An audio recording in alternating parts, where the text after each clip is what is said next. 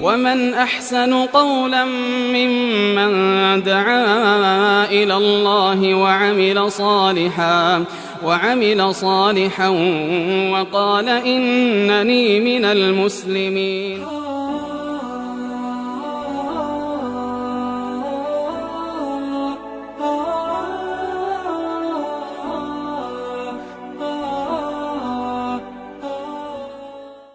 بسم الله الرحمن الرحيم. إن الحمد لله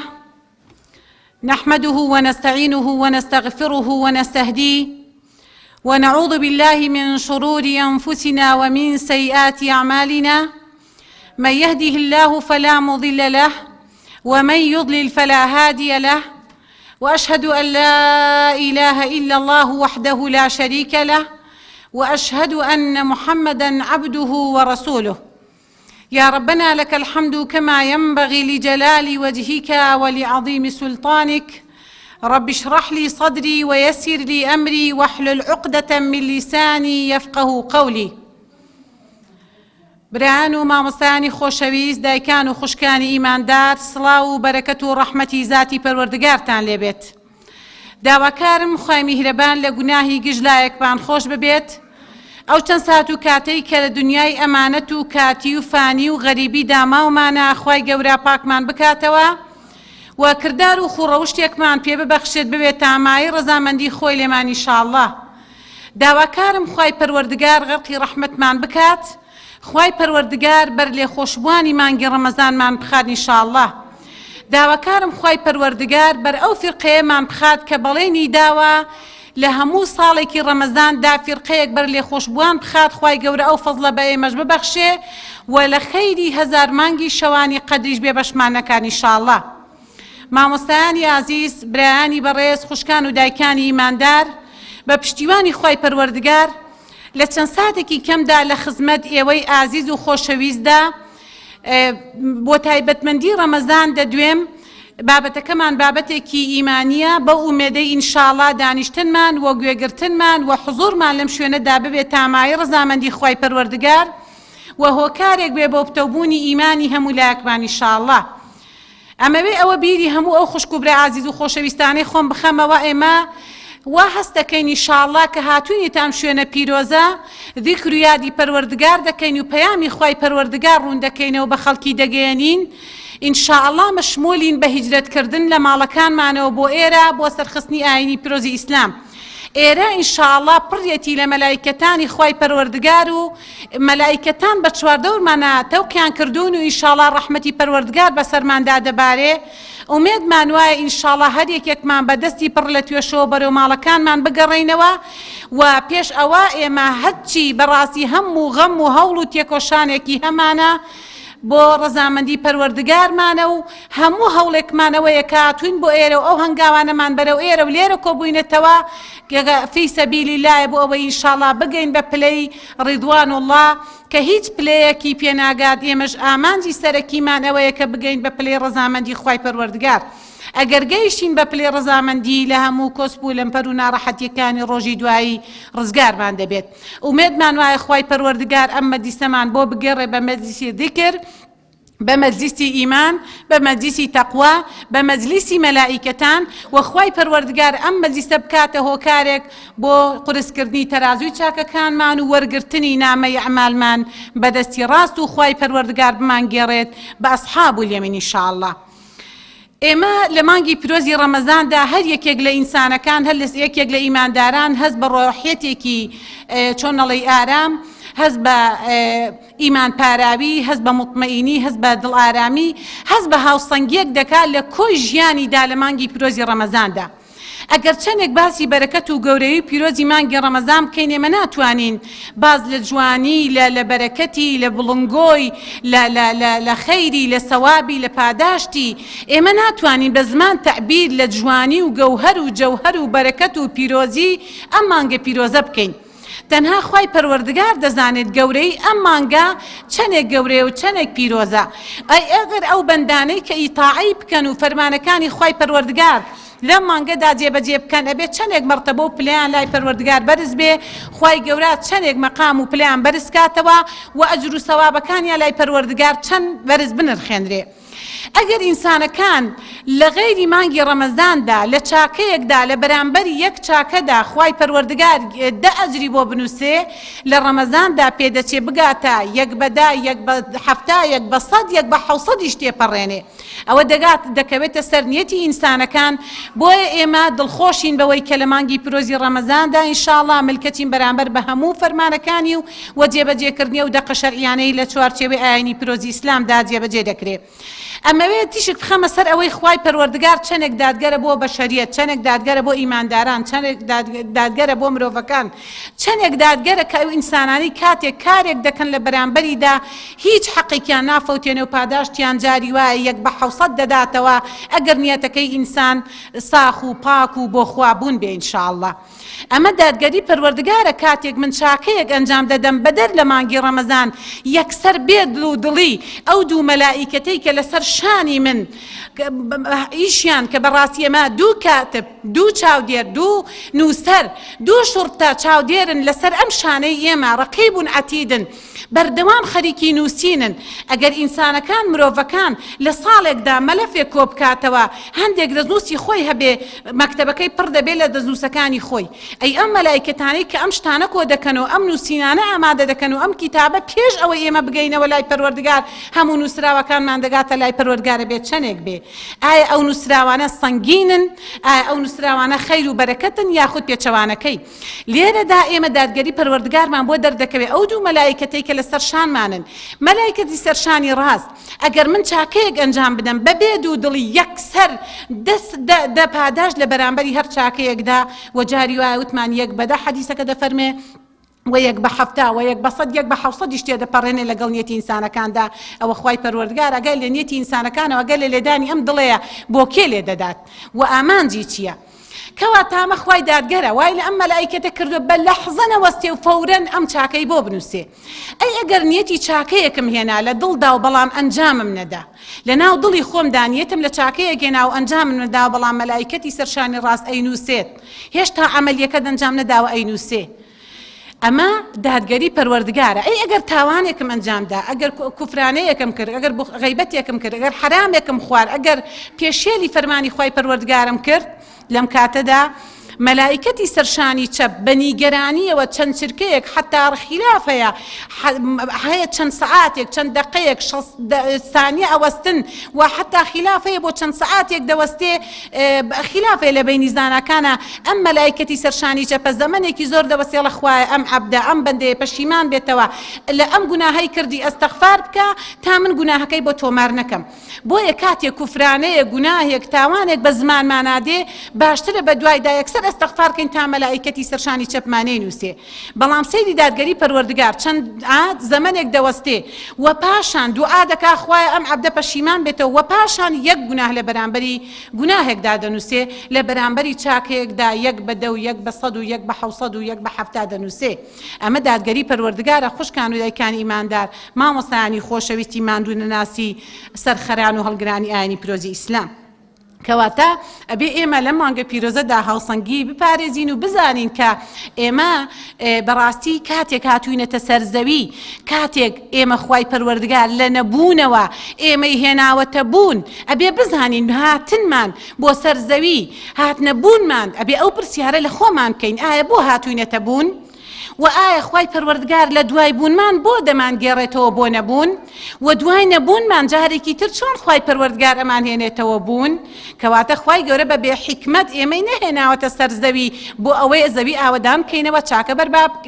بەرپا بکەین، ئاینی پیرۆزی ئیسلام تەطبیق بکەین، خەڵکی ئاشنا بکەین بە ئیسلام، خەڵکی لە خراپە دوور بخەینەوە، ئاشتەوایی لەسەر زەوی بەرپا بکەین، خەیر و سەواب بە خەڵک ببەخشین و خەڵک لە فێری سەلامەتی بکەین لە دەست و زمانیان ئێمە ئیشمان ئەوەیە سەرزەوی بە چاکە و چاکەخوازی ئاوەدان بکەینە و سەرزەوی جوان بکەین بە کردارە جوانەکانی کە خوا فەرمانمان پێ دەکات. کەواتە ئیشی ئێمە لە دنیای ئەمانەت و غەریبی و دنیای فانی و کاتی ئەوەیە. هەمومان غەریبین، هەمومان ئەمانەتین، هەمومان وەکو ژێر سێبەری دارێک بەڕاستی ژیانمان ئەوەندە ماوەکەی هەیە ژیانی خۆت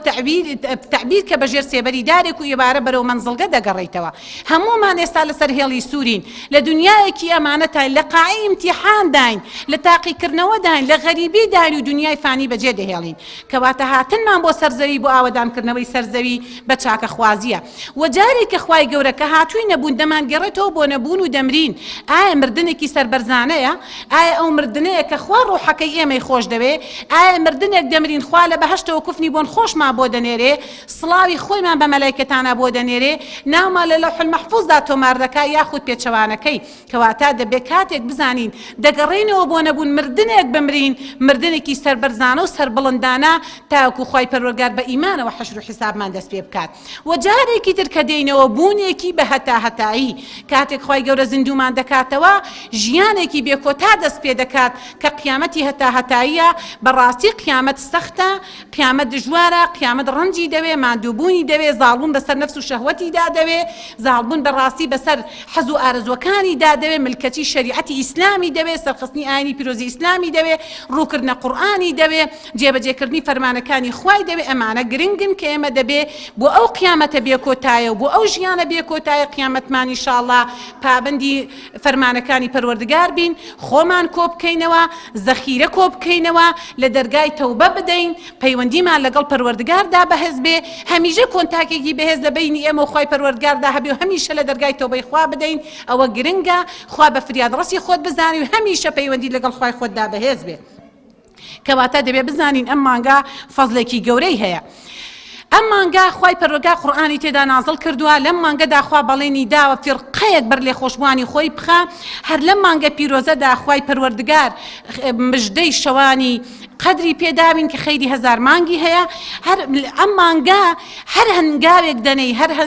چاکەیەک دەکەی، پاداشتەکەی لە مانگەکانی تر زۆر زۆر ئەفزەلتر و گەورەتر و زیاتر و قورستر و سەنگینترە بەلای زاتی پەروەردگارەوە. ئێمە دەبێت ڕەمەزان چرکەکان، سەعاتەکان، شەوەکانی، ڕۆژەکانی بەڕاستی سانیەکانیشی لێ بەفیڕۆ نەدەین. ئەبێ هەموو غەممان ئەوە بێ سەحابی ئاسا چۆن 6 مانگ پێش ئەوەی ڕەمەزان بێت دوعایان دەکرد خوایە بمانگەێنیتە ڕەمەزان. 6 مانگیش کاتێک ڕەمەزان ئەو بەرەکەتە، ئەو بیلبیلەی چاوە، ئەو میوانە ئازیزە، ئەو ئاوەدانی ماڵە، ئەو دەرمانی ڕوحە لە ماڵەکاندا وجودی هەبوو بەجێ دەهێشتن، سەحابە 6 مانگ بە دوایدا دەگەڕا. ئێمە دەبێت سەحابە ئاسا پێشوازی لەو مانگە پیرۆزە بکەین، قەدری بزانین ئەو میوانە ئازیزە، ئەو بیلبیلەی چاوە دەبێت زۆر ئیستیقبالێکی گەرمی بکەین، زۆر ڕێزی لێ بگرین، زۆر خزمەتی بکەین، بەسەر بەرزی پێشوازی لێ بکەین، بەسەر بەرزیش بەڕێی بکەین. ئێمە دەبێت سەحابی ئاسا سێری مانگی ڕەمەزان بکەین کە خۆر لە خۆر هەڵاتەوە هەڵهات بە بزانین ئەو ڕۆژە کە مانگی ڕەمەزانە تا خۆر ئاوابوون چی چاکە، چ خەرمانێکی پڕخەیر و بەرەکەت لە زیهنت و لە ئامانج و لە پڕۆژەی تۆدا ئەنجامی بدەیت، سستی و تەمەڵی تێدا مەدوێنە. تکایە بە ئەم مانگە پیرۆزە بەخەو بەسەر نەبین، تکایە بە ئەم مانگە پیرۆزە بە سیرکردنی ئەفلامەکان بەسەر نەبین، تکایە بە ئەم مانگە پیرۆزە بە چوونی بازاڕ و مارکێت و بەردەرگا و غەیبەت و مەجلیسی حرام بەسەر نەبین. تکایە ئەم مانگە بەس ئێوە بزانن چه فەزڵ و گەورەیەکی هەیە، بەڕاستی ئیسراحەت لە ژیانتان و لە جەستەتاندا حرام دەکەن و هەمووی شەو و ڕۆژی بۆ دەخەنە سەریەک تاوەکو خەرمانێکی پڕخەیر و بەرەکەت لە ڕۆژی قیامەتدا بەدەست بێنن. پێغەمبەری خوا صلی الله علیه وسلم دەفەرمێ دە ڕۆژی یەکەمی مانگی پیرۆزی ڕەمەزان ڕەحمەتە، دە ڕۆژی یەکەم بە بەردەوامی خوای پەروەردگار ڕەحمەت بەسەر بەندەکانیدا دەبارێنێ، دە ڕۆژی دووەمی خوای پەروەردگار لە بەندەکانی خۆش دەبێ، خوای پەروەردگار بمان گێڕە بە یەکێک لەو عەبدانەی کە بەر لێ خۆشبوانی خۆتیان دەخەی، دە ڕۆژی سێمیشیان ئازاد بوونمانە لە ئاگری جەهەنەم. کەواتە ئەم سێ دەستکەوتە دەستکەوتێکی گرنگن، دەبێ ئێمە لە دەستیان نەدەین، لە هەر سێ دە ڕۆژەکەدا هەوڵ بدەین قۆڵی مردایەتی لێ هەڵبماڵین، هەوڵ بدەین گڕوتینێک لە عیبادەت و لە تەقوا و لە دەعوە و لە بانگەواز و لە خەیر و لە سەواب و لە هەموو ئەو کارە باش و چاکانەی کە خزمەت بە بەشەریەت دەکا ئێمە ئینشاءڵڵا هەوڵ بدەین ئەنجامیان بدەین. لە مانگی پیرۆزدا گرنگە ئێمە دڵەکانمان بکەین بە دڵێکی سەلیم، هەوڵ بدەین ساڕێژی ڕق و کینە و حەسادەت و بغز و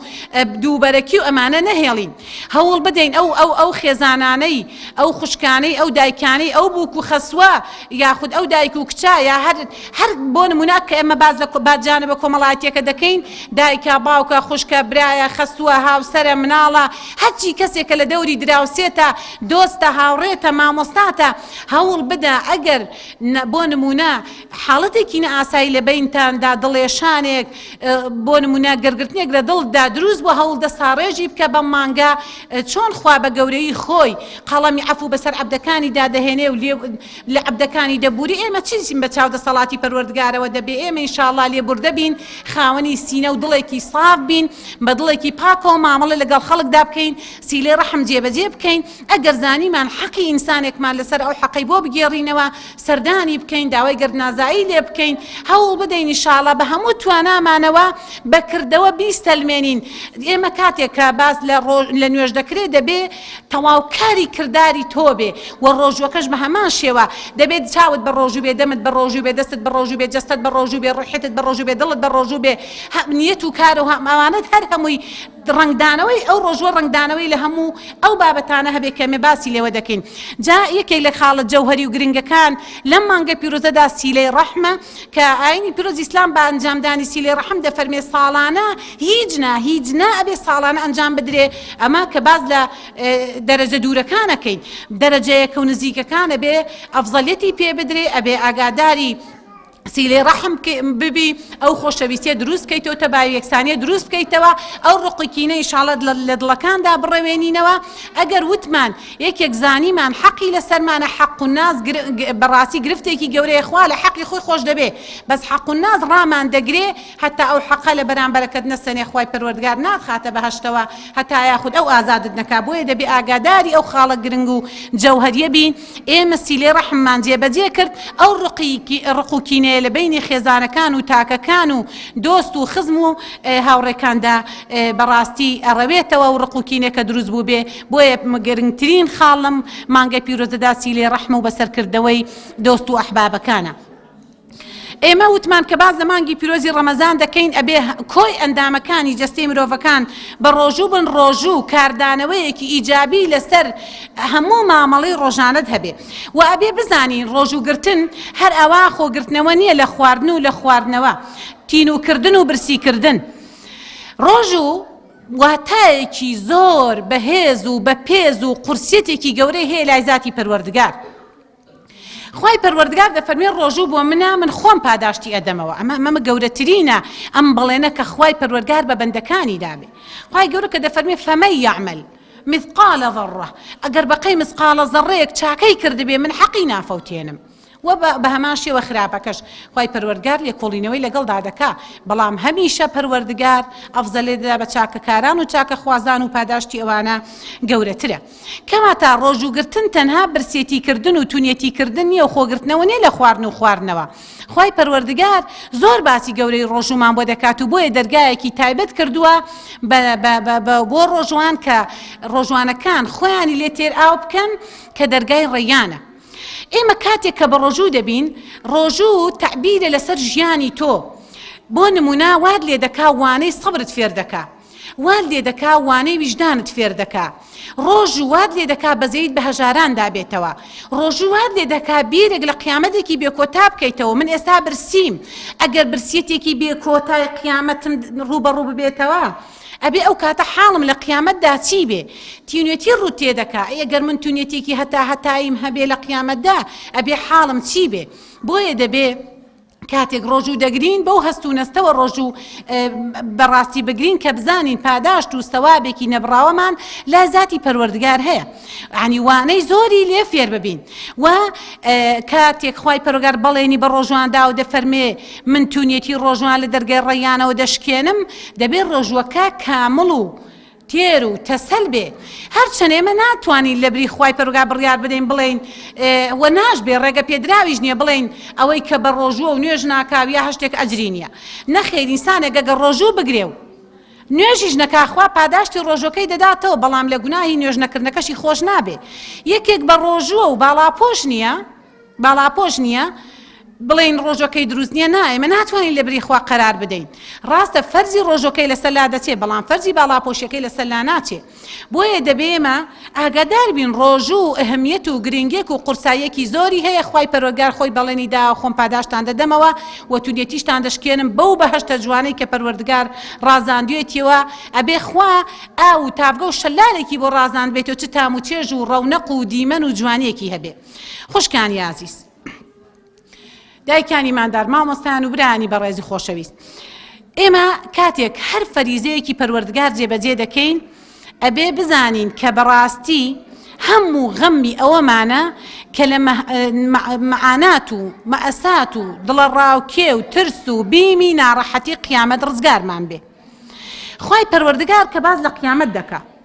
خوای پەروەردگار لە قورئانە باز خوا دەفەرمێ نەفسی وەنیە خوای پەروەردگار لە قورئاندا دەفەرمێ یەومە یەفیڕ المەرء من ئەخیه وأمه وأبيه وصاحبته وبنيه لكل امرئ منهم يومئذ شأن يغنيه خوای پەروەردگار کاتێک ئەم دەستەواژەیە کچی پێغەمبەری ئەکرامی گریان عەلەیهی سەڵات وەسەلام کاتێک ئەم ئاەتانەی لە زاری پێغەمبەری خوا بیست عەلەیهی سەڵات وەسەلام گریا لەوەی ئایا ڕۆژی قیامەت باوکی با پێغەمبەری خوش بە فریای دەکەوێت نەخێت تەنها کردداری خۆی بۆ تەنها بۆ خۆی چارەسەرە کردارەکانی هۆکارن بۆ ئەوەی کردارە باشەکانی کە ڕزگاری بکات خوال دەفەرمێ لە ڕۆژی قیامەتدا برا لە دەست برا ڕائەکات ژن لە دەست مرد دایک لە دەست ئەولاد ئەو ڕۆژەی کە ڕۆژی نەفسیە هیچ کەسێک توانای تکاکردن و واستەکردن و یارمەتیدانی نییە ئەو ژن و مێردەی کە زۆر لە دنیادا یەکیان خۆشەوێ لە قیامەت داهانای بۆ بەراڵم ڕۆژی نەفسی و خۆم پێویستم پێیەتی و ناتوانم هاوکار و یارمەتیت بم ئەو دایکەی کە زۆر جگەرگەر خوشەکەی خۆشەوێ کاتێک کە مناڵەکەی هانای بۆ دێنێ ناتوانێت یارمەتی بدا بە پێچەوانەوە دایکەکە هانا بۆ مناڵەکە بەرە یا مناڵەکە بۆ دایکەکە ناتوانێت هیچ کەسێک یارمەتی کەس بدە کەواتە ئەوەی فریای ئێمە دەکەوێ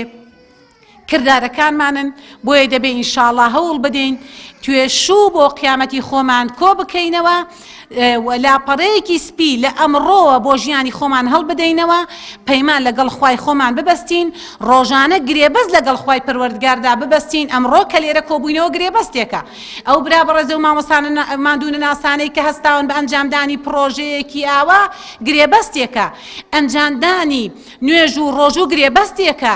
باڵاپۆشیەکەی تۆ گرێبەستێکە داوەکردنت گرێبەستێکە خەیر و سەواب و گەیاندنی خەیر و چاکت بە بەرامبەرەکانت گرێبەستێکە کەواتە ئەمانە هەموو ئینشاءڵڵا بەرهەمن لە ڕۆژی قیامەتدا و خوای پەروەردگار بە ڕسووری سەربەرزی و سەربڵندی بەدەست بە ئینشاءڵڵا بەڕێز و احترامەوە بەدەستی ڕاست نامەی ئەعمالمان پێدەدات و دەبین بە ئەصحاب اليەمین و بە سەربەرزی و سەربڵندی ئینشاءڵڵا خوای گەورە لەسەر و عەرشەوە ناومان دەهێنێ و هەموو ئومەتەکان گوێی لە ناوی سیانیمانە و ئەبینن و ئەبیستن کە خوای پەروەردگار دەفەرمێ هاؤم اقرءوا کتابیە ئەی خەڵکینە من دەمزانی ڕۆژم دەگا بەم ڕۆژە ئەوە منم دەرچوون بە پلەی یەکەم ئەوە نامەکەم بیگرن و بیبینن و بیخوێننەوە کە ڕزگار بوونم بەدەستهێنا کە ئینشاءڵڵا پلەی بەهەشتە خوای پەروەردگار کە باز لە گەورەی ڕۆژوو دەکا خۆشی و لەزەتی تێدایە یەکەمیان لە دنیادا هەموو ئینسانێک کە بە ڕۆژوو دەبێت کاتێک ئیفتار دەکا پێش ئیفتارکردنەکە کاتێک بە دیار ئەو خوانەوە دادەنیشێ هەست بە خۆشیەک دەکا کە ئیتر چاوەڕوانی ئەو تام و چێژ و لەزەت و خوانەیە کە ڕازاندوێتیەوە کاتێک ڕۆژەکەی شکان دەگات بەو خۆشیە کە بێگومان خوای پەروەردگار ئەوانەی کە ئامادەکاری ئیفتارن پێغەمبەری خوا صلی الله علیه وسلم دەفەرمێ ئەگەر چەند کەس خوانی بەردەستی ئەو کەسە بخوات کە ئیفتاری ئامادە کردووە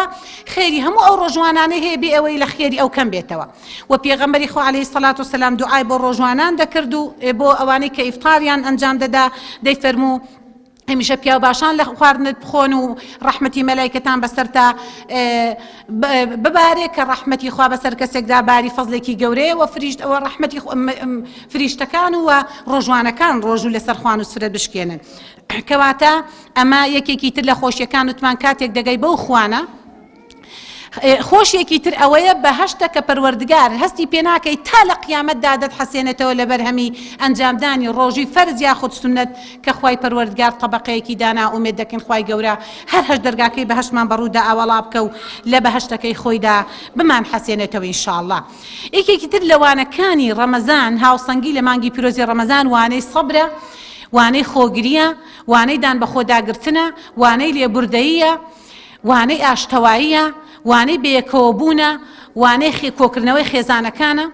لە مانگی پیرۆزی ڕەمەزانە شەیتانەکان کۆت و زنجیر دەکرێن تەنها کۆمەڵە گوردەواڵە نەبێوەکانی تر ناتوانن زۆر زاڵ بن بەسەر نەفس و دەرونی ئینسانەکاندا. بۆیە کاتێک ئێمە بزانین ژنومێر دەگنیزا لە بینیانایە چەند جا لە مانگی پیرۆزی ڕەمەزاندا الحەمدولillah ئاشتەواییمان بۆ چەند ژنومێر کە لە لێواری تەلاق دابوون گێڕاومانەتەوە بۆ لای یەکتری. ئەمما گەوامان لێ دەکا محەبەت و خۆشەویستی و پێکەوە ژیان و کۆبوونەوەمان بە یەکتریەوە و لێبوردەیی و دان بە خۆداگرتن و خۆشەویستی نوێکردنەوە لەگەڵ خێزان و خانەوادە فێرمان دەکات کە بەیەکەوە کۆمان بکاتەوە هەر سیرکەن خوانی ئێواران هەر بەرەکەتی ڕەمەزانە وال لێ دەکا بەیەکەوە لەسەر یەک سفر خوان خێزانەکان بێکۆ ببنەوە. بۆیە دەبێمە ئینشاءڵڵا لە مانگی پیرۆزی ڕەمەزاندا خاوەن سەبر بین، سەبر لەسەر تەقوا. ئەمە ئێستا خۆی سەبرگرتنە کاتێک بە زمانی بەڕۆژەوە هاتوویتە ئێرە. سەبر لەسەر عیبادەت و تەقوا، سەبر لەسەر بەخشین، سەبر لەسەر دەعوە و بانگەواز، سەبر لەسەر هەموو ئەوانە ناوی لێ ئەندرێ سەبر. دەعوە دەکەی سەبرە، پرۆژەیەکی خەیریت هەیە سەبرە، لێرە وجودت هەیە سەبرە،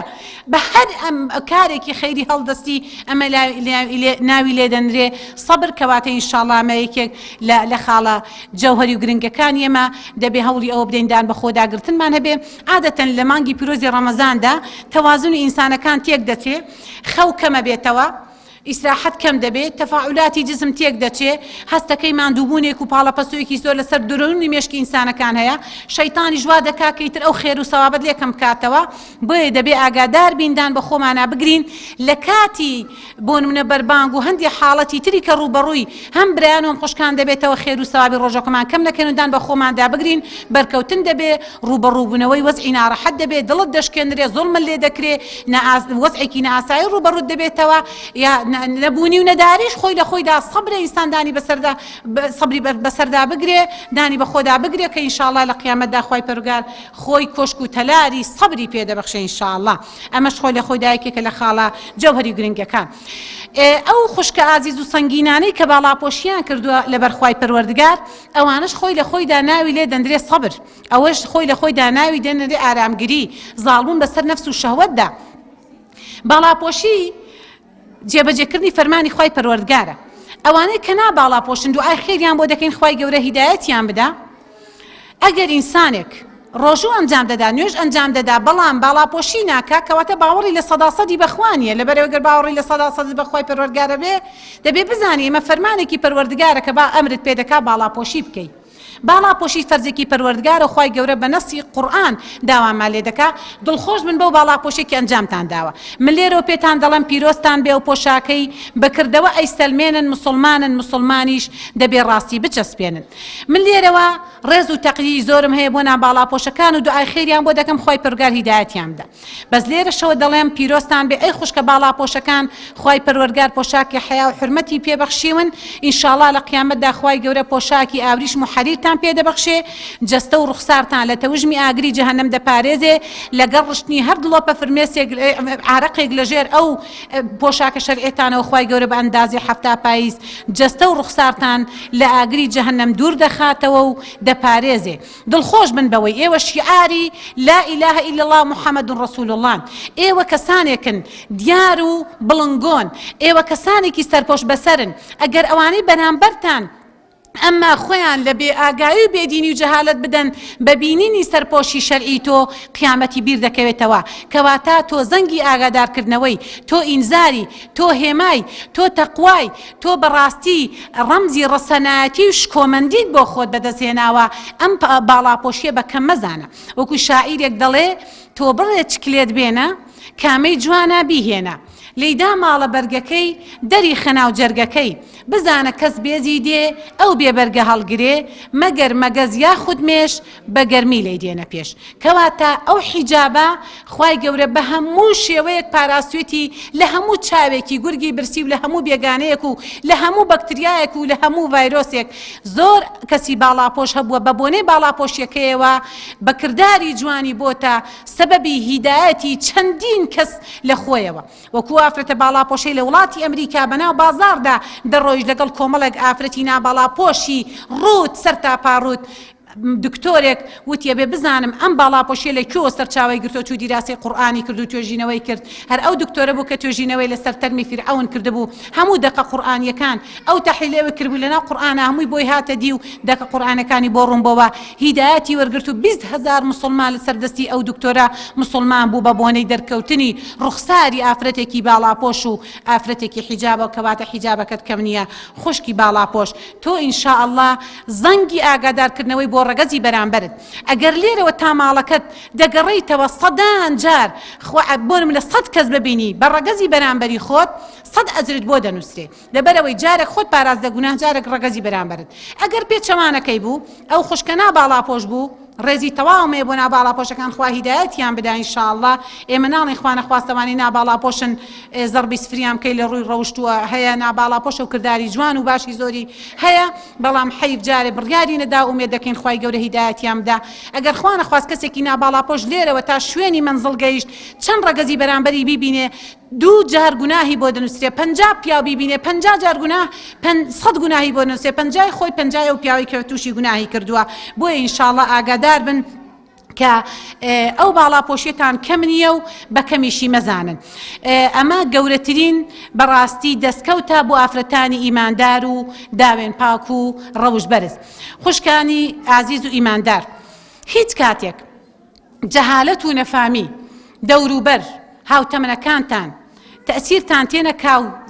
سارتان نەکاتەوە لەو مەبدە و ڕێبازە پاک و پۆڵاینەی کە گرتوتانەتە بەر هەمیشە بە گڕوتینەوە بزانن بۆ نمونە من ئێستا نوێژی نیوەڕۆم ئەنجام داوە تا ئەسر من نوێژی نیوەڕۆم ئەنجام داوە پاداشتم وەرگرتووە لە نوێژەکەی نیوەڕۆم تا ئەسر وەستاوە لە عەسرەوە دەست پێکاتەوە تا مەغریب بەڵام باڵاپۆشی هەموو ڕۆژێک خوای پەروەردگارم ئەجرە بۆ تۆ تیکرارەکاتەوە هەموو جارێک هەموو کاتێک هەموو چرکەیە کاتێک کە گوزەر دەکەی کە لەسکەکەت دەپۆشی دڵنیا بە خوای پەروەردگار حەقت نافەوتێنێ بۆیە ئینشاءالله ئێمە دڵخۆشین بەوەی کە خاوەنی ئاینێکی پۆڵاینین ئاینێکی بێ هەڵە و پەڵەین ئاینێکی شامیل و کامیلین کە ئاینی پیرۆزی ئیسلامە هەمومان دڵخۆشین کە ملکەتی قورئانی پیرۆزین ملکەتین بەوەی کە خوای پەروەردگار لەم قورئانە پیرۆزەدا چی بۆ بەیان کردبین هەوڵ دەدەین بە پێیتوانە لە ژیانماندا جێبەجێ بکەین چونکم خوای پەروەردگار بەڵێنی داوە ئینسانەکان هەر کارێکن خوای گەورە پاداشیان دەداتەوە بۆ نمونە باڵاپۆشیەکەت دەبێتە بڵنگۆ دەستنوێژ و ذیکر و عیبادەت و نوێژکردنەکەت دەبێتە بڵنگۆ قورئان خوێندنەکەت دەبێتە بڵنگۆ و قەلغانە لە بینی تۆ ئاگری جەهەنەمدا ڕۆژوەکەت بە هەمان شێو دەبێتە بڵنگۆ کردداری چاکە و دەعوە و بانگەواز و خوێرخوازی و هەموو ئەو کارە چاکانت دەبنە بڵنگۆ لە ڕۆژی قیامەتدا خوای پەروەردگار لە ئاەتانی خوادا بەڵێنی زۆر داوە بە ئیمانداران دەفەرمێ ئەو ئیماندارانەی کە زاڵن بەسەر نەفس و شەهوەتی خۆیاندا لە پیاوان و لە ئافرەتان بەڵێنی پێداون کاتێک خوای گەورە ئەمرەکە بە دەرهێنانی ڕۆح لە جەستەی دەفەرمێ کاتێک ڕۆیشتنە سەر زەوی ڕۆحی بکێشن سڵاوی ئێمەی پێ بگەن و مطمئینی کەن بڵێن ئەو بەڵێنەی پەروەردگار پێیداوی دێتە دی ترسدار نەگرێ هەموو ئینسانێک بە پێغەمبەرانی شەوە کەس حەزی لە مردن نەبووە کاتێک ئینسانێک زانی کە ئەمرێ پێی گەرانە دادەچڵەکێ خەوفێکی لا دروست دەبێ بێ تاقەت دەبێ بەڵام خوای پەروەردگار مەلایکەتانێکی ناردووە دەم بە خەندە ڕنگ دوورانی بۆن خۆش مطمئین و دڵ ئارام و بە سەبر خەندە بەسەر لێوەکانیانەوە بۆ ئیماندار کاتێک دادەسڵەکێ مەلایکەتان دەفەرمون ئەی عەبدی خوانیگەران و بێتاقەت مەبە شاشەیەکی نیشان دەدا دەفەرمێ ئەمە جێگەی توێ لە بەهەشت و نیگەرانمە بەخوا بەڵێنی پێداوی و کاتێک ئەسپەردەی خاک دەکرێ یەکەم شوێنی منزڵی کە گۆڕە هێشتا خەڵکەکە سەرگۆڕیان چۆڵ نەکرد و ئەم زیندوو دەکرێتەوە دیستانەوە دادەچڵەکێ و ئەژنۆکانی لە باوەش دەگرێ و دەترسێ بڵێ بتوانێت لەم تاقیکردنەوەیە لەم پرسیارانەی ناوگۆڕدا بتوانێت سەرکەوتو بێ وەڵام بداتەوە دیستانەوە لێرەدا مەلایکەتی خوا دەفەرمێ نیگەران و بێتاقەت مەبە ئەی عەبدی خوا ئەی بەندەی خوا بەڵێنی پێداوی دەتپارێزە و سەرت دەخا و دەتخاتە بەهەشتەکەی خۆیەوە کەواتە خوای پەروەردگار کە باز لە چەندین ئاەتی قورئانە باز لە سابقون دەکات باز ئەصحاب اليەمین دەکات و باز لە بۆ نمونە چەندین خوای پەروەردگار بە چەندین قۆناغ باز لە ئیمانداران دەکات خوای من معجبم بە سوورەتی بە هەموو سوورەتەکان و هەموو نەسەخوایەکان و بە هەموو ئاەتێکی خوای پەروەردگار بەڵام جاری وایە هەندێک قسە هەندێک دەستەواژە هەندێک ئاەت هەندێک سەبەب نزول یا هەندێک ئاەت لە هەر شوێنێ دابەزی بێ لە هەر شارێک لە هەر قسەیەکە دابەزی بێ تأثیری ڕاستە و خۆی هەیە لەسەر کردار و خوڕەوشتن سوورەتی تەوبە من زۆر پێی معجبم خوای پەروەردگار کە باسی ئەتائیبون العابدون کات ئەو کۆتای ئاەتەکە خوای گەورە باسی فەزلی تەوبەکاران دەکات وانیا باسی صالحان دەکا باسی مهاجران دەکا باسی خۆپارێزان دەکا باسی ئەوانە کە زاڵم بەسەر نەفس و شەهوەتی خۆیاندا ئەمە دەستکەوتێکی گەورەیە کە ئومێدم وایە هەموو ئەهلی ئەم مەجلیسە دەگرێتەوە بە ئومێد و پشتی خوای پەروەردگار و خوای گەورە کاتێک کە باز لە ئەصحاب اليەمین و ئەصحاب الشیمال دەکا دەبێ بزانی تۆ لە کام بەرەی ئایا تۆ ئەوەندە مەکانەتت هەیە بگەیشتبی بەو فەزلە گەورەیەی کە لەگەڵ یارانی دەستە ڕاستابی و خوای گەورە ئەو فەزلت باتێ و هەژدەگەکەی بەهەشتت بۆ ئاوەڵا بکە و مەلائیکەتان پێشوازیت لێ بکەن و نامەی ئەعمالت بەدەستی ڕاست بدەنێ و مەلائیکەتان لە ئامێزت بگرن و پیرۆزبایی بەهەشتت لێ بکەن و خوا پێت بفەرمێ یا ئەیەتوها النەفس المطمئنە ارجعي إلى ربك راضية مرضية فادخلي في عبادي وادخلي جنتي ئایا واد لە خۆت کردووە خوا ئەو بەڵێنت پێ بدە خوای پێت بفەرمێ خوایەک بە عەزەمەتی و گەورەیی ڕۆحم فیدای ڕێبازەکەت پەروەردگار پێت بفەرمێ پیرۆزت بێ ئەی بەندە خۆڕاگرەکەم ئەی بەندە ئیماندارەکەم ئەی بەندە خۆپارێزەکەم ئەی بەندە تەقواکارەکەم ئەی بەندە باڵاپۆشەکەم ئەی بەندە بانخوازەکەم بەهەشتی من بخۆرەوە لە باخ و باخاتی من هەی پیرۆزت بێ بە هەتایی تیا بمێنێرەوە الله ئەکبەر لەو فەزڵا خواگیان ئەو نازناوت لێ بنێ و پێت بفەرمێ بەندە بە ئارامەکەم بەندە خۆپارێزەکەم بەندە خۆڕاگرەکەم ئەی چەند ناڕەحەتە هەڕەشەی خوا بتگرێتەوە کە خوای پەروەردگار دەفەرمێ خذوه فغلوه ثم الجحيم صلوه خوا تووڕەیی دەست پێ دەکات میرەبانی خوا زۆر گەورەیە تووڕەیی شەدید العیقابیشە دەفەرمێ ئەمانە بگرن و ڕاپێچیان کەن کە تووڕەیی دەست پێ کرد گۆج و زەلیل و ئیفریجیان کەن دەمار و ئێسقانیان تێک ئاڵێنن بە زنجیری حەوباڵی بیان بەستنەوە و لەسەر لافڕیان بدەنە جەهەنەم خوا پەنابات ئەو هەڕەشە نەمانگرێتەوە خوای گەورە کە تووڕەبوونەکەی بێ سنوورە بەڵام ڕەحمەکەشی زۆر گەورەیە بەڵام کاتێک کە ئێمە باز لە ڕەحمی خوا دەکەین دەبێ بزانین دەبێ خۆشت بەرامبەر بە کردەوەت بە ژیانت بە گەنجەتیت بە دونیات بە سەروەتت بە سامانت بە شەهادەت بە ڕەحم بی ئەگەر لەگەڵ ئەمانە بۆ خۆت بە ڕەحم نەبی خوا ڕەحمی خۆی تێناکە ئەگەر ئێمە بەس لێرەدا باز لە بسم الله الرحمن الرحیم کەین 5 محاضەرەی پێویستە بەس باز لە ناوی بسم الله چەند محاضەرە ناوی خوایەکی جوان دانازانابی سەربەدیهێنەر بەخشندە میهرەبان کامل مواسەفاتی جوانی الرحمن بسم الله بە ناویەکی خوا الرحمن خوایەکی بەخشندە خوا دەبەخشێ لە دنیادا بە ئیماندار بە بێ ئیمان ئەگەر خوای گەورە لە دنیادا نەیبەخشێ با خوا کافر و جوولەکە و بێدینەکان و گاپەرست و مشک پەرستەکان هەناسەیان هەڵە ژیا خواردنیان نەبووە بیخۆن بەڵام خوا کە بەخشندەیە لە دنیادا ئەڕەحیمەکەی بۆ ئەو دنیایە خوشکان دایکان ئیماندار مامۆستانی پایە بەرز خوای گەورە کە باز لە ئەڕەحیم دەکات ئەو نەوەتون و ڕەحمە بۆ قیامەتێکی بێکۆتایە نەک دنیایەکی فانی کەواتە کە خوای گەورە دەڵێن سەد ڕەحمی هەیە یەک تاکە ڕەحمی ناردۆتە دنیا ئێستا من هەست و سۆزم بەرامبەر بە مناڵک بەرامبەر بە مەزلومێک بەرامبەر هەژارێک بەرامبەر بە فەقیرێک بەرامبەر بە نەخۆشێکەیە ئەوە تاکە ڕەحمەکەی خوایە کە ناردێتە سەر زەوی من و تەنانەت ئاژەڵەکانیش دەگرێتەوە سەیری مریشکەن کاتێک لەگەڵ جوچکەکانی دەڕوانی نۆکەکانی کۆ دەکاتەوە نەوەک بەرجووکەکانی بکە ئازاری بدا